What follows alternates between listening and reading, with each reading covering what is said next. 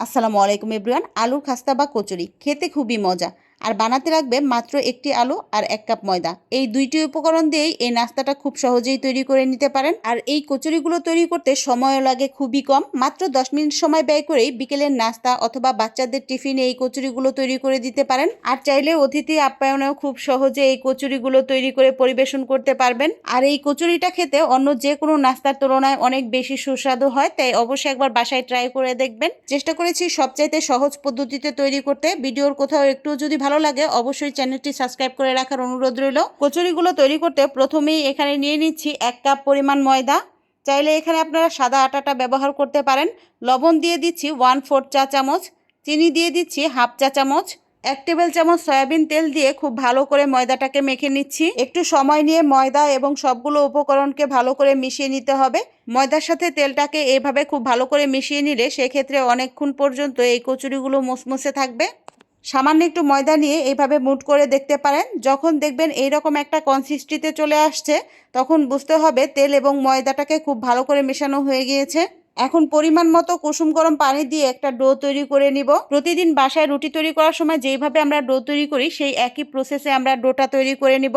ডোটাকে আমি অতিরিক্ত শক্ত বা অতিরিক্ত নরম করব না, নর্মাল রুটি তৈরির সময় যেরকম ডো তৈরি করি ওই রকম ডোই তৈরি করে নিব। এখন ডোটাকে ঢেকে রেখে দিচ্ছি। আর আলুর পুরটা তৈরি করে নিব। আলুর পুরটা তৈরি করার জন্য এখানে আমি বড় সাইজের একটা আলু নিয়ে নিয়েছি। আলুর খোসা ছাড়িয়ে আলুটাকে ছোট ছোট করে টুকরো করে নিব। আমি এই সাইজ করে আলুগুলোকে কেটে নিয়েছি। আপনারা আপনাদের পছন্দ মতো করে আলুগুলোকে কেটে নিতে পারেন। এখন আলুগুলোকে ধুয়ে পরিষ্কার করে নিব। আর চুলে একটা প্যান বসিয়ে দিয়ে দিচ্ছি 2 টেবিল চামচ সয়াবিন তেল। তেলটা একটু গরম হয়ে আসলে এখানে দিয়ে দিচ্ছি পেঁয়াজ। এখানে আমি মিডিয়াম সাইজের 2টা পেঁয়াজ কেটে নিয়েছিলাম। এখন পেঁয়াজগুলোকে হালকা বাদামি করে ভেজে নিব। হালকা একটু কালার আসলে দিয়ে দিচ্ছি পাঁচফোড়ন। এখানে আমি 1/2 চা চামচ পাঁচফোড়ন ব্যবহার করেছি। পাঁচফোড়নটা দিয়ে আবার একটু ভেজে নিব। এখন দিয়ে দিচ্ছি 1/4 চা চামচ হলুদ মরিচ, 1/4 চা চামচ লাল মরিচের গুঁড়ো, আর দিয়ে দিচ্ছি 1/4 চা চামচ আদা রসুনের পেস্ট। মশলাগুলোকে একটু নেড়ে চেড়ে দিয়ে দিচ্ছি আগে থেকে কেটে রাখা আলুগুলো। লবণ দিয়ে দিচ্ছি 1/4 চা চামচ। এখন সবগুলো উপকরণ 1 মিনিটের মতো ভেজে নিচ্ছি। দিয়ে দিচ্ছি পানি। এখানে আমি 1 কাপ পরিমাণ পানি ব্যবহার করেছি। আলুগুলো খুব ভালো করে সিদ্ধ হওয়া পর্যন্ত এবং সম্পূর্ণ পানি শুকিয়ে যাওয়া পর্যন্ত আলুগুলোকে রান্না করে নিব।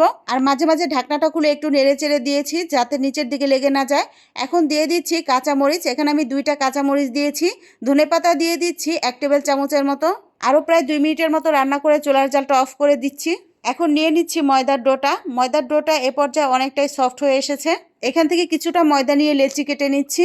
যতটা সম্ভব গোল করে ছোট একটা রুটি বেলে নিচ্ছি। আর রুটিটা অনেক বেশি পাতলা বা অনেক বেশি মোটা করিনি।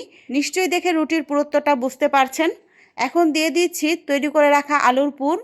আলুর পুরটা একটু বেশি করে দিলে এই কচুরিগুলো খেতে অনেক বেশি ভালো লাগে, তাই আমি আলুর পুরটা একটু বেশি করে দিয়েছি। আলুর পুরটা দিয়ে মুখটা একটু বন্ধ করে নিচ্ছি এবং হালকা হাতে একটু বেলে নিচ্ছি। আর আলুর এই কচুরিগুলো একটু মোটা করেই বানিয়ে নিতে হবে, অনেক বেশি পাতলা করা যাবে না। অনেক বেশি পাতলা করলে সেক্ষেত্রে আলুগুলো বের হয়ে যেতে পারে, তাই একটু মোটা করেই কচুরিগুলো তৈরি করে নিয়েছি। চুলে একটা প্যান বসিয়ে তেলটাকে গরম করে নিয়েছি। তেলটা হালকা একটু গরম হয়ে গেলে এখন কচুরিটা দিয়ে দিচ্ছি। উল্টে পাল্টে সবগুলো কচুরি এই একই প্রসেসে ভেজে নিব। নিশ্চয়ই দেখতে পাচ্ছেন কচুরিগুলো কতটা ফুলকো হয়েছে। ভিডিওটা সম্পূর্ণ ফলো করলে খুব সহজে আপনিও এরকম ফুলকো ফুলকো কচুরি তৈরি করতে পারবেন খুব সহজে। আর এরকম সহজ এবং মজার রেসিপি পেতে চ্যানেলটাকে সাবস্ক্রাইব করে পাশে থাকা বেল বাটনটি অন করে রাখবেন। এখন একটা কচুরি আমি ছিঁড়ে দেখিয়ে দিচ্ছি ভেতরটা কতটা সফট হয়েছে এবং কতটা ডেলিশিয়াস হয়েছে। এই কচুরিগুলোর উপরের দিকটা যেমনি ক্রিস্পি, ভেতরের দিকটা তেমনি সফট। আর ভেতরে আলুর পুরের যে অসাধারণ একটা ফ্লেভার, যে কোনো ভোজন রসিকদের কাছেই অনেক বেশি ভালো লাগবে। আর আপনাদের ভালো লাগলেই আমার সার্থকতা। সবাইকে অসংখ্য ধন্যবাদ জানিয়ে আজকের মতো বিদায় নিচ্ছি। আল্লাহ হাফেজ।